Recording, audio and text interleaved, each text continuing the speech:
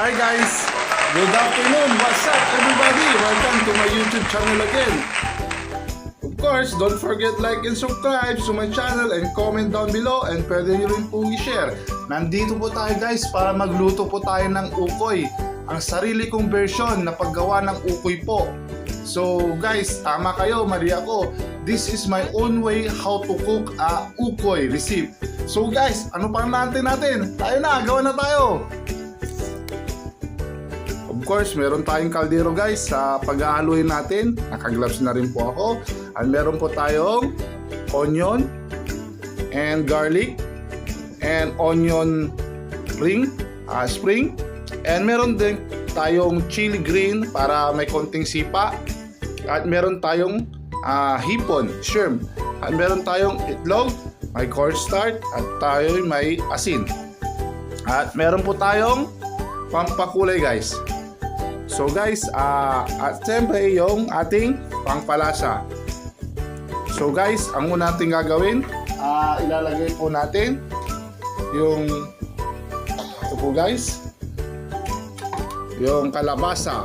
Siyempre, ang main ingredients, kalabasa guys. Ayan guys, ang dami guys. Ayan guys, then siyempre, ilalagay na natin yung onion. Ako guys, ano ako sa onion. Lover onion kasi ako. Siyempre, magtitira tayo ng konti dyan guys para sa sausawan natin. And then, lalagyan natin ng garlic. And then, magtitira din tayo ng konting garlic para sa sausawan natin. At lalagyan natin yung chili para may konting sipa. Tapos, lalagyan natin yung onion spring. Wala akong celery, kaya ito na ang ginamit ko, yung onion ring. Optional po, optional. Pwede rin po ito guys. So guys, yung natira, gagawin natin sausawan po yan guys. Siyempre guys, ilalagay na natin yung hipon. Siyempre, durugin natin yan guys, yung hipon natin. Dapat, dinurog ko na po kanina Ayun palang dinurog. Dudurogin natin guys.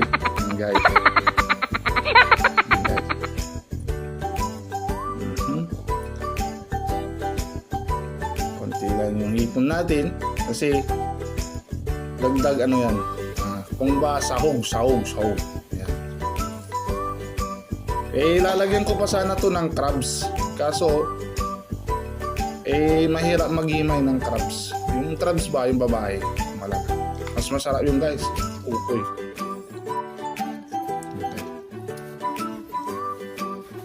Guys,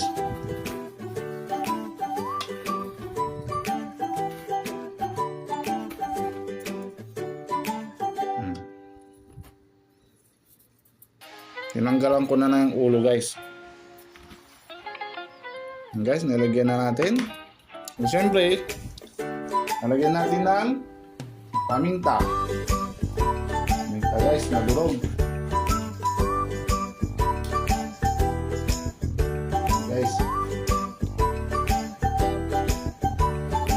Guys, tapos lagyan natin ng asin guys, asin.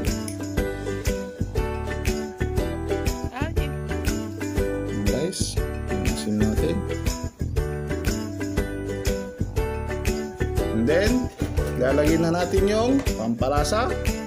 Okay. Mas gusto kong gawa ito guys kaysa yung bitchin. Gawin natin guys. Then, nagdagan pa natin kasi maraming ukoy natin kaya baka magkulang. Nagdagan natin yung pagkasa. And then, after that, yung pampakulay guys. Yung iba, anato ang nilalagay nila. Sa akin naman ay turmeric guys. Turmeric ang nilalagay ko guys na pampakulay. Konti lang guys. Siyempre, lalagyan natin yung mamaya yung harina pala. Itlog guys. Ayan guys. Anim lang yung itlog natin guys kasi napakamahal ng itlog ngayon. Ewan ko bakit, anong nangyari? Mahirap yata mangilog ang manok.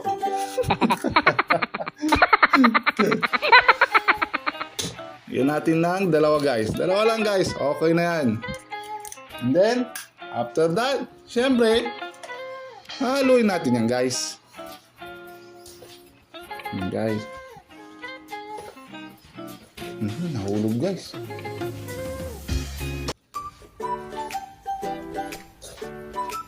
Haluin natin yan guys. Kasi pag hinalo na natin yung harina guys, hindi siya mamimix ng todong-todo. Kaya haluin muna natin bago natin lagyan ng harina guys. Flour. Okay, so ukoy. Ang ukoy ni Mang Isko.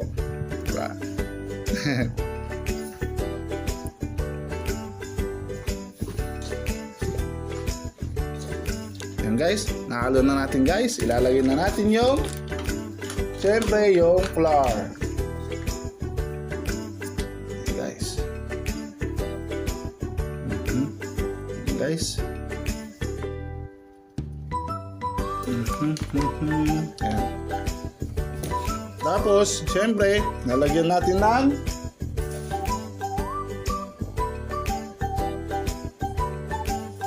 yung stock ng hipon. Tapos, konting tubig guys.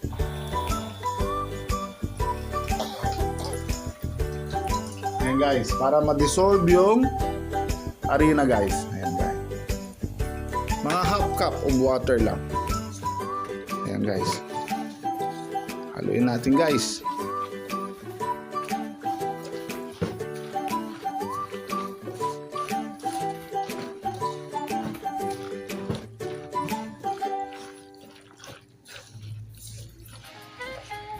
Okay, so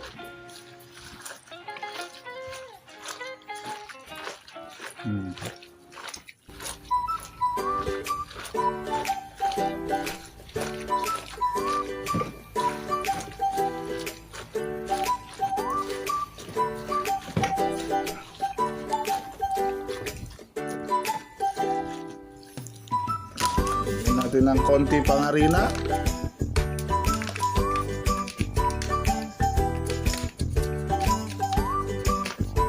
Okay, konti lang guys.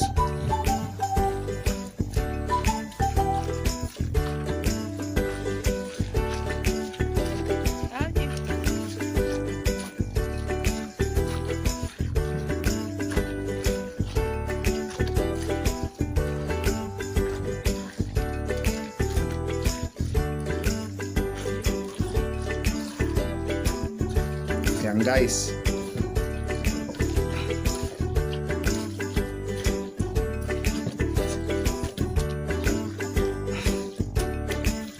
So guys, mamarinate natin ng mga 5 minuto tapos going na tayo sa pagpiprito guys. So guys, after 5 years, hindi, after 5 minutes. So guys, nagbabalik po tayo, magpiprito na po tayo. Siyempre, lalagyan natin ng mantika.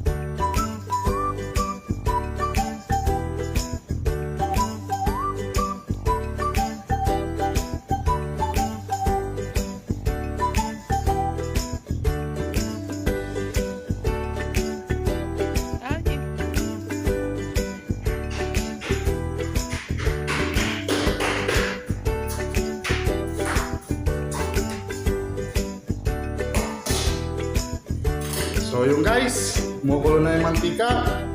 Prito na po natin.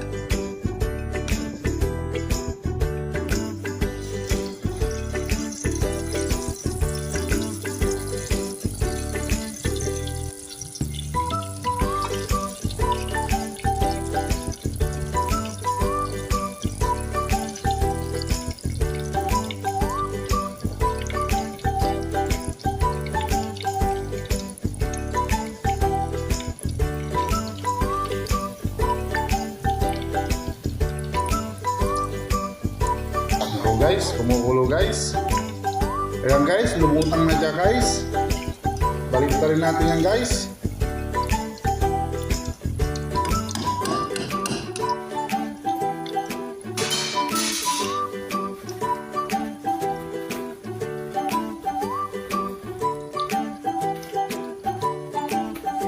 So guys, balik rin ulit natin. Ayan guys, oh. Uy.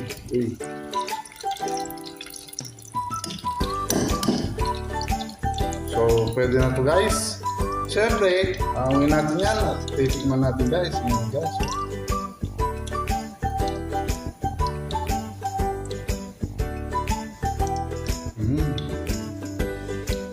Drain natin mabuti. Mantika. Ayan guys.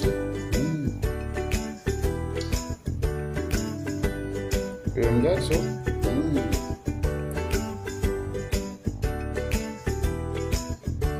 So guys, nandito na tayo sa tikiman time.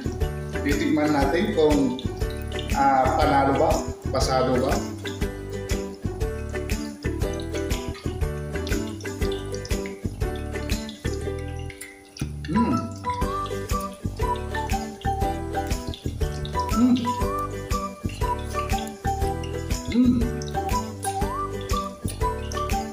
Ganun, sarap.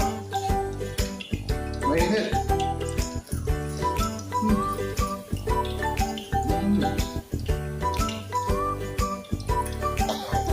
Grabe. Masarap guys. Masarap pa ukoy.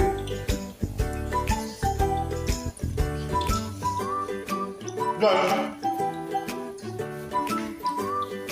ngayon lang po ako nakakain ng ukoy. Ngayon, nag-create lang po ako. Pinanood ko lang sa YouTube ko. So, ito yung kinalabasan.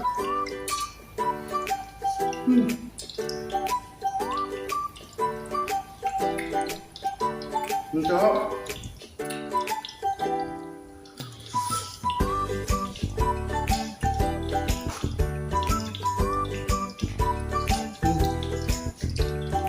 Medyo hindi pa siya crispy. Pero yung lasa guys, napakasarap guys. Grabe. Nandito.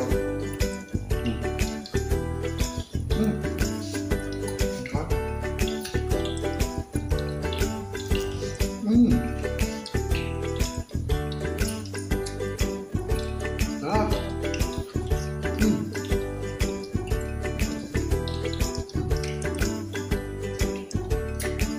Panalo.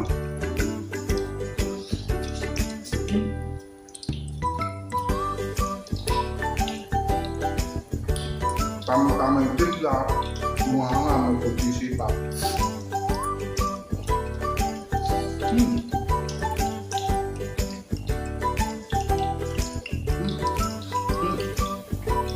Napakasarap guys. So guys, ito yung version ko po na ukoy. Pasado naman, napakasarap naman. Pwede nyo ito gawin sa bahay, kahit saan, pang negosyo, pang bahay. So guys, ano pang inaantay ninyo? Kung nagustuhan nyo yung recipe ko, pwede nyo layain. At ano pang inaantay nyo? Magluto na kayo, kumain kayo. Sarap, rapsa. So guys, tama kayo, mali ako. This is my own way how to cook a ukoy. Ukoy. Bye! Don't forget like and subscribe and comment down below. And you can share also to your